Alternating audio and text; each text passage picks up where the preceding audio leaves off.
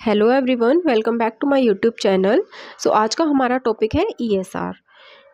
ESR is used as an index for presence of an active disease which could be due to many causes. ESR का हम use किस लिए करते हैं? हम ईएसआर का यूज़ करते हैं ताकि हमें एक्टिव डिजीज़ की प्रेजेंस का पता लग सके, और वो जो डिजीज़ है it could be due to many reasons. Okay, so next है प्रिंसिपल। प्रिंसिपल क्या होता है ईएसआर का? So when well mixed anticoagulated blood is placed in vertical tube, जब हम वेल मिक्स्ड एंटीकोगुलेटेड ब्लड को वर्टिकल ट्यूब में place करते हैं तो क्या होता है, जो एरिथ्रोसाइट होती हैं, जो आरबीसी, वो बॉटम पे पैक होने लग जाती हैं। बॉटम की तरफ क्या होने लग जाएंगी? वो पैक होने लग जाएंगी और क्या बना लेंगी? पीसीबी। एंड ऊपर रह जाएगा हमारा प्लाज्मा। ओके, सो यही क्या है, इसका प्रिंसिपल है। When well mixed anticoagulated blood is placed in a vertical tube, the erythrocyte tends to fall toward the bottom of the tube till they form a packed column in the lower part of the tube in a given time. So ये क्या है हमारा principal. Next हम देखते हैं कि ये जो फॉल है आरबीसी का, इरिथ्रोसाइट का, डिपेंड किस किस फैक्टर पे करेगा। सो fall of RBC depend upon the various factor. ये वेरियस फैक्टर्स पर डिपेंड कर सकता है। पहला है रोलेक्स फॉर्मेशन पे। नेक्स्ट है concentration of fibrinogen in plasma. हमने पहले भी पढ़ा था, प्लाज्मा में मेनली 3 प्रोटीन होते हैं, एल्ब्यूमिन, ग्लोबुलिन एंड फिब्रिनोजन। तो ये किस पर डिपेंड करेगा? एक तो फिब्रिनोजन की कंसंट्रेशन पे एंड दूसरा ग्लोबुलिन की कंसंट्रेशन पे, अल्फा एंड बीटा ग्लोबुलिन की पे, नॉट गामा ग्लोबुलिन। नेक्स्ट है ratio of red cell to plasma. Red cell और प्लाज्मा की रेशियो क्या है उस पर। Next length of the tube, bore of the tube and position of the tube. Okay, so अब इसके बाद हमें देखना है कि फेजेस क्या होती हैं ईएसआर में। ईएसआर में जनरली 3 फेजेस होती हैं। हम उन्हीं 3 फेजेस को अब डिटेल में स्टडी करेंगे।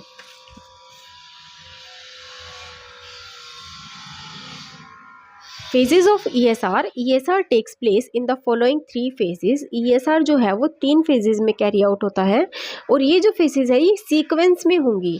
ऐसा नहीं है कि पैकिंग वाली फेज पहले होगी या सेटिंग वाली, ये हमेशा सीक्वेंस में ही होती है एंड विद इन 1 आवर, और वो भी पहले घंटे में जब हमने सैंपल लिया है उसके फर्स्ट आवर में। सो फर्स्ट फेज है हमारी फेज ऑफ रोलेक्स फॉर्मेशन। सबसे पहले in the initial period of 10 minute, ये 10 मिनट का पीरियड होता है जो हमारे पास इनिशियल 10 मिनट का पीरियड होता है। उसमें क्या होता है, रोलेक्स फॉर्मेशन की प्रोसेस स्टार्ट हो जाती है and there is little sedimentation. Next है हमारे पास phase of settling. In the next 40 minute, अगली 40 मिनट में settling of RBC occur at constant rate. जो आरबीसी की सेटिंग है वो कॉन्स्टेंट रेट पे होगी। एंड नेक्स्ट है हमारे पास लास्ट है फेज ऑफ पैकिंग। इसमें क्या होता है, इन द लास्ट 10 मिनट, और लास्ट 10 मिनट में क्या होगा, सेडिमेंट स्लो, जो सेडिमेंट है वो स्लो होने लग जाएगा, और जो आरबीसी नीचे है बॉटम पे वो वहाँ पैक होना स्टार्ट हो जाएंगी। Packing of RBC to the bottom occur and it continuous slowly later too, और ये बाद में क्या हो जाएगा, स्लो होने लग जाएगा। Okay, so that's why ESR by all method is expressed as mm first hour rather than mm per hour। इसीलिए जो ESR है हम उसको एक्सप्रेस करते हैं, जब भी हम ESR की रिपोर्ट देंगे तो हम उस पर लिखा होता है mm first our, not mm per hour. हम पर आवर के अकॉर्डिंग रिपोर्ट नहीं दे सकते। जब भी हम ब्लड का सैंपल लेते हैं तो ये जो फेजेस है ये स्टार्ट होना शुरू हो जाती है, जो रोलेक्स फॉर्मेशन है वो स्टार्ट होना शुरू हो जाएगा। तो इसीलिए हमें सैंपल लेते ही तुरंत ESR का टेस्ट लगाना होता है, ताकि हम 10 मिनट में उसकी रोलेक्स फॉर्मेशन कवर हो जाए, देन 40 मिनट में phase of setting and last 10 minute में फेज ऑफ पैकिंग, और इसके बाद जो रिजल्ट आता है वो क्या होगी, वैल्यू होगी ईएसआर की। सो ईएसआर को हम एक्सप्रेस कैसे करेंगे, mm फर्स्ट आवर में। ये बहुत इंपॉर्टेंट है, ये हमेशा याद रखना है। नेक्स्ट है हमारे पास मेथड ऑफ ईएसआर की। ईएसआर के लिए हम कौन कौन से मेथड परफॉर्म कर सकते हैं।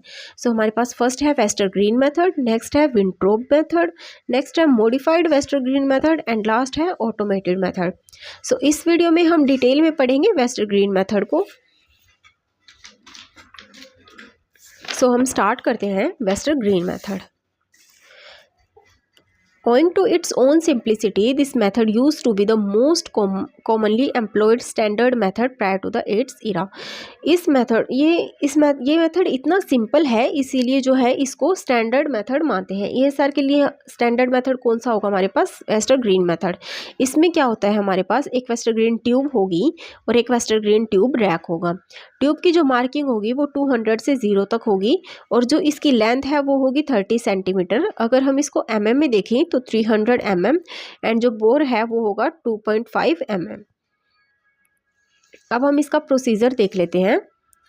So patient is advised to come after overnight fast in the morning fasting. So patient को हम एडवाइस करेंगे कि वो ओवरनाइट फास्टिंग के बाद मॉर्निंग सैंपल दें। As a heavy protein diet affect concentration of plasma protein, क्योंकि जो हैवी प्रोटीन डाइट है वो क्या कर सकती है, प्लाज्मा प्रोटीन को अफेक्ट कर सकती है।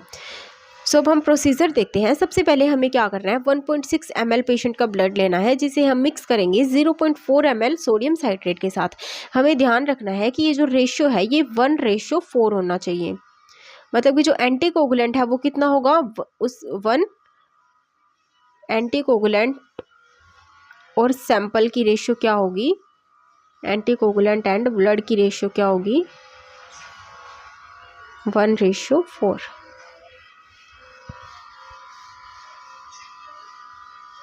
सो टेक 1.6 ml पेशेंट ब्लड। तो हमने 1.6 ml पेशेंट का ब्लड लेना है और उसमें हम एंटीकोगुलेंट कितना मिक्स करेंगे, 0.4 ml। Okay, and Wester green method में हमें एंटीकोगुलेंट कौन सा लेना है, सोडियम साइट्रेट। ये हमने एंटीकोगुलेंट वाले वीडियो में भी पढ़ा था कि हम एंटीकोगुलेंट कौन सा यूज़ करेंगे, सोडियम साइट्रेट। नेक्स्ट है fill the pipette up to mark 0। और जो वेस्टर ग्रीन पिपेट थी ये वाली, ये हमें यहाँ 0 मार्क तक फिल करनी है। Fill the pipette up to mark 0 with citrated blood with the help of rubber, ट्रीट by vacuum filling and fix it. और उसके बाद हम क्या करेंगे, इसको रैक में फिक्स कर देंगे वर्टिकली।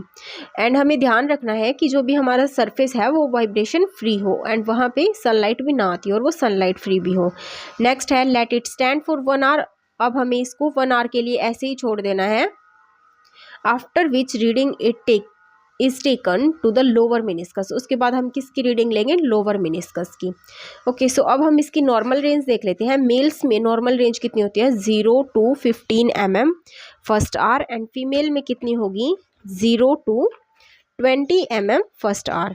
ये है इसकी नॉर्मल रीडिंग। अब हम देख लेते हैं कि what are the advantages of this method. So इस मेथड की एडवांटेजेस क्या है, it is more sensitive method, it is easy to fill and clean the Westergren pipette. ये एक तो बहुत सिंपल मेथड है, ईजी है, और ये जो वेस्टर ग्रीन पिपेट है, ट्यूब है, इनको क्लीन करना और फिल करना भी बहुत ईजी होता है। अब डिसएडवांटेजेस क्या है कि इसमें it require more amount of blood. इसमें क्या होता है, ब्लड की अमाउंट ज़्यादा यूज़ होती है। And dilution of blood in anticoagulant affect ESR। और ये जो हमने डाइल्यूशन पढ़ा था यहाँ पे, ये इस डाइल्यूशन का भी बहुत ध्यान रखना होता है क्योंकि ये जो डाइल्यूशन है ये ESR को अफेक्ट कर सकती है। And filling of blood by mouth pipetting should be strictly discouraged. और कभी कभी क्या करते हैं कि इसको माउथ पिपेटिंग करते हैं। सो माउथ पिपेटिंग जो है वो स्ट्रिक्टली रेस्ट्रिक्टेड है।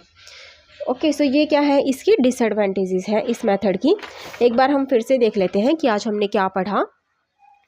आज हमने सबसे पहले बात की ESR के बारे में। ESR क्या है, एक इंडेक्स है जिसमें हम क्या पता करते हैं कि एक्टिव डिजीज़ की प्रेजेंस है या नहीं।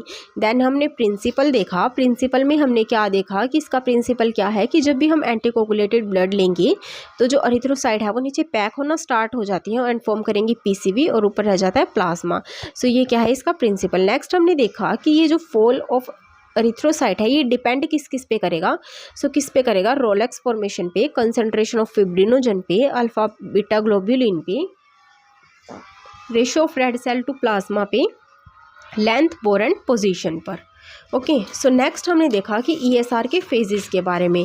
हमने पढ़ा कि फेजेस 3 फेजेस होते हैं ESR के, और ये तीनों के तीनों फेजेस सीक्वेंस में होंगे। ओके, सो फर्स्ट फेज था फेज ऑफ रोलेक्स फॉर्मेशन। जो पहले 10 मिनट है वो रोलेक्स फॉर्मेशन का फेज होता है। इसमें आरबीसी सेडिमेंट होना शुरू होती हैं और रोलेक्स फॉर्म होगा। नेक्स्ट है फेज ऑफ सेटिंग, ये 40 मिनट्स का होता है। इसमें settling of RBC occur at constant rate. Next है phase of packing, last 10 minute में जो सेडिमेंटेड आरबीसी हैं वो पैक होना स्टार्ट हो जाती हैं। ओके, नेक्स्ट हमने देखा मेथड के बारे में। आज हमने पढ़ा है वेस्टर ग्रीन मेथड के बारे में। अगर आपको नेक्स्ट विंट्रोब मेथड भी चाहिए तो आप कमेंट डाउन कर देना, मैं नेक्स्ट वीडियो विंट्रोब ट्यूब मेथड पर ले आऊँगी। उसके बाद हमने वेस्टर ग्रीन मेथड को डिटेल में पढ़ा। हमने देखा कि वेस्टर ग्रीन मेथड में वेस्टर ग्रीन ट्यूब होती है, वेस्टर ग्रीन ट्यूब रैक होता है। ये जो ट्यूब है इस पर मार्किंग होती है 200 to 0, लेंथ होती है 30 सेंटीमीटर एंड बोर होता है 2.5 mm। देन हमने प्रोसीजर में देखा कि हमें 1:4 में क्या लेना है, सैंपल लेना है। एंटीकोगुलेंट 1 होना चाहिए और ब्लड जो है 4 पार्ट, 1 पार्ट एंटीकोगुलेंट का और 4 पार्ट ब्लड का। सो 1:4 होना चाहिए इसकी टोटल डाइल्यूशन। देन हमने देखा कि हमें 0 मार्क तक क्या करनी है, पिपेट को फिल करना है। देन हमें उसको वेस्टर ग्रीन ट्यूब रैक पे वर्टिकली फिक्स कर देना है with the help of rubber stopper. Then हमें 1 घंटे के लिए इसको ऐसे ही छोड़ देना है, let it stand for 1 hour. उसके बाद हमें लोअर मिनिस्कस की वैल्यू लेनी है। वैल्यू हमें किसकी लेनी है, लोअर मिनिस्कस की। ये हमेशा याद रखना है कि हमें इसमें वैल्यू लेनी है लोअर मिनिस्कस की। इस पर काफ़ी बार एमसीक्यू क्वेश्चन आ जाता है कि ईएसआर में हम वेस्टर ग्रीन मेथड पे जब हम रीडिंग करते हैं तो हमें वैल्यू लोअर मिनिस्कस की लेनी है या अपर मिनिस्कस की। नेक्स्ट हमने देखा नॉर्मल रेंज। नॉर्मल रेंज में हमने देखा मेल्स में कितनी होती है, 0 to 15 mm first hour and in female 0 to 20 mm first hour. So इस वीडियो में इतना ही। नेक्स्ट वीडियो में हम पढ़ेंगे विंट्रोब ट्यूब मेथड एंड हम देख लेंगे modified Wester green method and automated method. So thank you so much, hope you like the video. Thank you very much.